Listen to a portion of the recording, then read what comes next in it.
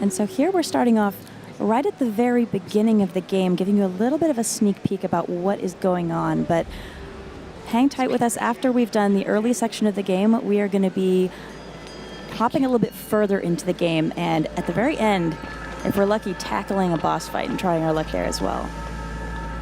So here we see Hornet. And she's imprisoned, and that is not a state that she's used to being in. No, it seems like there's some sort of seal of binding as well on this. So I'm not sure what's going on. Again, it's part of the stories to unravel that mystery among many others. And I think if you haven't played the original Hollow Knight, you might not know too much about Hornet. She is not a character I would expect to end up in a cage. No. She's a very powerful, interesting being from the original game who... she's just such a competent fighter. You've got to wonder what happened to lead to this turn of events for her. Yeah, in the original Hollow Knight, she's both friend and foe, and quite a formidable foe. I know quite a few people that had quite a challenging time taking her down in the boss battles. Yeah, in some ways, she's kind of like the princess protector of Hollow Nest, so she's got a very significant role to play there. Yeah. I love how cool she plays it, even as she's falling there. Still good. Yes. It's fine. Yeah, I don't know if she's got wings, but she's got courage, that's for sure. That is true. So we are starting here in Mas Grotto. This is the bottommost level in Hollow Knight. As part of the story, part of Hornet's adventure is ascending to the top, and you really start all the way at the bottom. And exciting for Hollow Knight fans is this is a brand new kingdom. This is a place we've never been, a place called Farloon. So you really don't know what to expect as you jump in here and start exploring. And look at all these vibrant colors in this environment. It's really very stunning. Yeah, Team Cherry has really upped the ante on the detail in their environments. This reminds me of, the Queen's Garden from the original Hollow Knight, but with a lot more... the first game had so much more detail, so this is really taking it to a whole nother level, how much depth and details in this world. And with the audio design, the little noises in the background, the kind of bugs and the moisture, you can almost feel the humidity as you're exploring this first area. And you have a nice little edge grab there, which is new. Hornet really has her own play style, very acrobatic.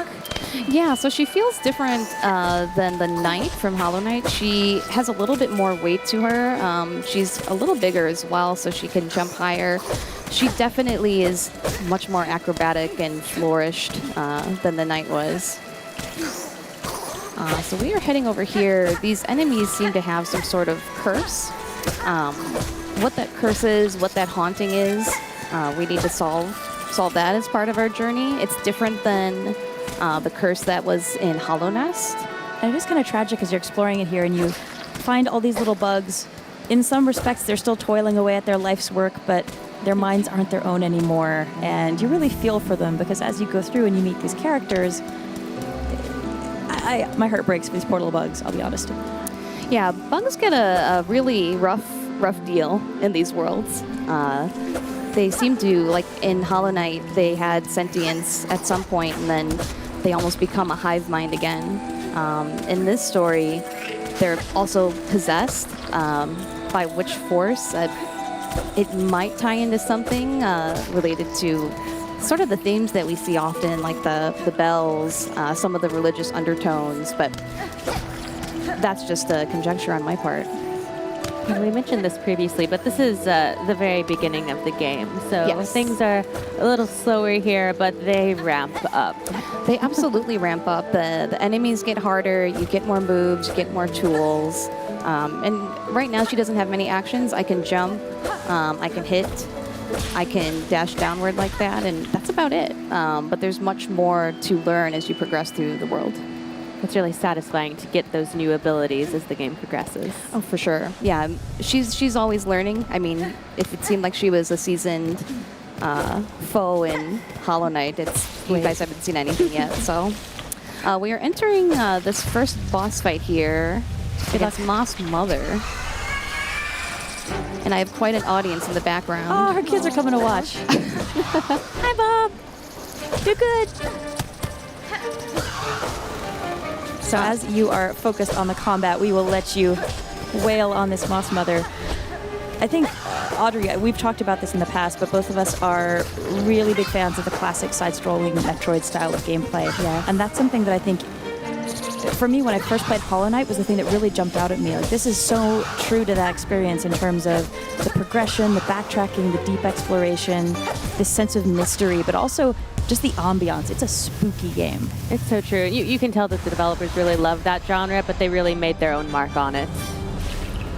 And with the art style, it's so interesting as you're interacting with characters and bosses and enemies. And Team Cherry is packing, I think, over 150 new enemies in here. Karama! There's no real different treatment. So here, is this an enemy? Is this a friend? You don't know. You feel this nervousness in your gut whenever you meet somebody new. Mystery around every corner. Yeah, you never know if it's going to be friend or foe, if the haunting of the kingdom has affected them in some way. Mm-hmm. Yeah, everyone you approach, you're like, oh, should I be afraid? Are we going to be friends? Yeah. In this case, I do believe, I got some tidbits from Team Cherry. I do believe that's the church keeper, who may be a mentor of sorts for Hornet throughout the journey. Looking forward to seeing a little bit more about them for sure. So here we are jumping ahead. Katie, you've got us a little bit further into the game. What can you tell us about this spot? So we are in Deep Docks, and this is an industrial region of Farloom. We've got a lot more actions at Hornet's disposal right now.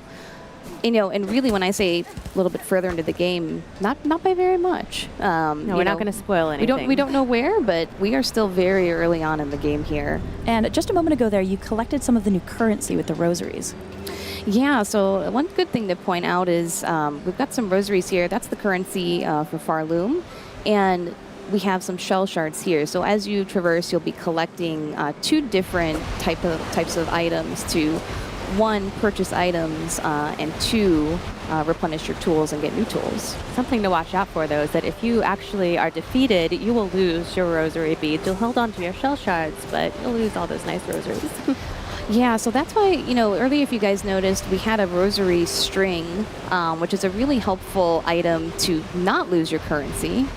Because if they're tied on a string, you won't drop them so easily. You have to stop the urge to break apart the string. Which was, when I played the first time, obviously the first thing I did. It was like, break? Yes. Of course. So a little bit of platforming here. We're heading over to this lovely little gentle flea. Oh, hello. So this is a flea, one of the loveliest bugs in just all the worlds. I've been terrorized by fleas in my past. It's okay. It's personal stuff. But, you know, for these guys, they have come to Farloom for enlightenment. So again, some religious undertones to this game. There's Bellhead. Yeah, Bellhead, he has a hard head. So we're going to have to go for his undercarriage, if you will. And it's interesting coming right back to thinking about the title of the game, Silksong. There is a really interesting kind of musical undertone to the game. We're seeing bells hanging in the background, chimes. Some of these enemies we're seeing have a kind of musical component. Silk, on the other hand, if we talk maybe about the UI elements here, Silk plays quite an important role for Hornet as well. Yeah, so she's got a similar setup that the Knight had in Hollow Knight. Instead of soul, she uses silk. So when you do fight enemies, you accrue more silk. There's also some reservoirs of sort, like in the spindle here, to acquire more. And that goes onto your spool in the upper left. So right now you've got a nice stash ready to go. Yeah, I've got a nice stash of silk, so I can heal really quickly. That's another difference from her to the Knight, is the ability to heal without having to charge. She can charge super quickly, she can charge mid-air, so in those tight boss battles, you still need to think, but perhaps one less thing. Just grabbed that dot key off that poor Bellhead. He doesn't need it anymore. I think he's, So as you see, these guys still continue to work. So they're haunted by something, but there's still some sort of goal that they're working toward. At least for these bellheads here, it seems that they're gathering all this coal to send up to the Citadel, which is high above in Farloom.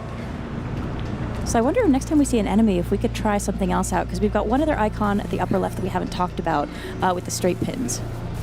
Yeah, so much like the knight, again, there's all these similarities, but key differences. So instead of charms, she has tools. So using the R button, I can throw a straight pin out. We'll get out of this lava pool here so I can better... And you can dash across that, but you can't linger.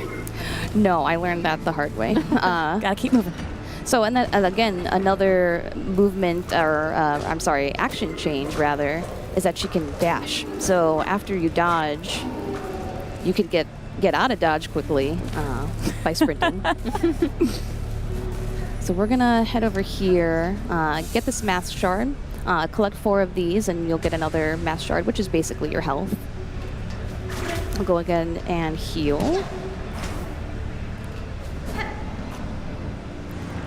And I want to get a little bit more health until we've got a boss battle coming up against a rival character called Lace. So I'd like to have as much health as I can get going into it. As you get further into the game, it gets much more challenging. So collecting... In order to rival Hornet, Lace must be pretty powerful. So you're going to want that health. Yes, I need some more armor. And this is a little mysterious. Yeah, like all things, in this game, nothing's placed without purpose or intent. It's a riddle of some sort, and at this point we won't be able to solve it, but noting the bells, I think that's another thing that'll come up a lot more in this game. One thing that's interesting as well that we haven't really touched on, but folks may have already noticed as they're listening to the game and the audio, Hornet actually has a voice, which is quite distinct from the knight from Hollow Knight. He was silent. The fact that she actually speaks and vocalizes, she's got exertion sounds, but it also changes how she interacts with other characters. Yeah, so we're going to have a little scene in a bit where we do engage in dialogue. She's not a silent protagonist. She's got a voice, she's got an opinion, and a really fun personality. And these guys are really going for you. The waves of dock workers put me on mute generally. Oh, no worries. But a couple different enemy types here. In addition to the bellhead, we've got this lovely shield bug that's... And now I wonder if that's like half of a cymbal or part of a drum kit. They're all arming themselves with musical implements. I don't know. I mean, the guys wearing bells on their heads. It's practical and charming. Yeah. Perhaps I rudely interrupted band practice, so... How could you? Understood. It's a high school band team. High school band team. They'll never win nationals now. They'll never win anything again because they're all dead. So so it goes. Still more pit. Or are they? I don't know. Their bodies are still here. They're just taking a little nap. Yes. Nap. Rest for a little bit, and I will head up here. We're going to unlock a save bench. Those work similarly to Hollow Knight. I can both save here, and then also it serves as a checkpoint. So looking at the top left, you'll see I've got that straight pin meter. It's totally depleted right now. So when you do go back to the bench, you have to pay to rebuild your tools. So it does function a little differently than the heal and the special attack, which goes from her silk. You actually have to use shards for the tools. Oh, I love her. So this is Forge Daughter, and she's going to help Hornet out with some tools throughout the journey. And I do love her assistant down here. He is so dedicated to his task. Whatever's going on in the kingdom has not affected him. No. He is still shoveling away for Forge Daughter. He's shoveling away for a better purpose here. So we'll talk with the smith a little bit here. I love that she talks in the royal we. She's not talking about her and Balo. She's talking about just her. Yes. And she actually introduces another interesting crafting mechanic that we can't show too much about just yet, but maybe we can talk a little bit about it. Yeah, so this is the first time we're meeting her, so we're not able to engage with her and get more tools. But, rest assured that Hornet is going to have just as a vast tool set as the Knight had in Hollow Knight. So he's kind of rude. Got a real thick bell on his head. You're not getting through. Okay, She's laughing about All right, there we go. Yeah, my goodness. her respect is shaky for him. I love the little sounds all throughout the game. The sound effects and the music as well are fantastic. They have the incredible composer from the previous game here, Christopher Larkin. His work is so good and so really great. puts you in the mood as you visit these different spaces, and they have very different feels and personalities. Very atmospheric, yes. All right, so heading up here, we have the dock key. And we are going to enter the boss's chamber. Good thing you lifted that key earlier. I sometimes forget when I do those things so far in the past.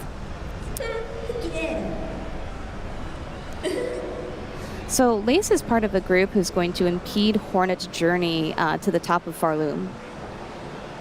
And she gives you a run for your money as well. She is speedy. Yeah, so I practiced this. I won't say how many times I practiced this before the stream. We'll just say that I invested quite a lot of time in learning her pattern. We're rooting for you. It's not just action, it's strategy and learning the movements, learning your spacing. And what I learned from a friend at work was it's almost like a reactive battle. Based on what actions she chooses, that's how I should then engage with her. Yeah, if you try and just go in there and attack without thinking too far ahead, it's not going to turn out well for you. I can say from experience. Yeah, I can say from 50 losses. Have some patience. And also note that she's not the kind of enemy you want to battle while talking. So good job. So back on mute, we're gonna. So one thing Audrey and I can talk about as we cheer you on from the sidelines, in addition to some of the other things we've talked about where folks who played Hollow Knight will have some familiarity, we can't show it just yet, but they are also integrating a map system.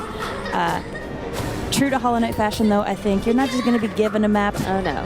You have to earn do some your work keep for it, here. I imagine, but it will be so helpful as you're traversing this world, backtracking. There are going to be so many secrets that you'll uncover that maybe you can't quite solve puzzles right from the get-go, but being able to reference that back as you gradually unlock this world, as you slowly try to climb to the top, is going to be, I think, really helpful. Oh, yeah, I think that players are going to rely on that map. And it's an interesting kind of shift where in Hollow Knight you're really delving deeper and deeper into the world, sort of descending into darkness. Here, what Hornet has to do is climb up. Well done. Dude. Well met. Nice. I don't know done. what you guys have said the past 2 minutes. Don't worry about it. Ambient noise. Good job. Just the white noise you needed. The soothing voices of conversation. Yeah. I don't think I breathed for like 2 minutes. So that's an intense fight. You can't play that offensively. You've got to play a bit more defensively. But with that, we've entered this chamber here. And are we allowed to show anything past this chamber?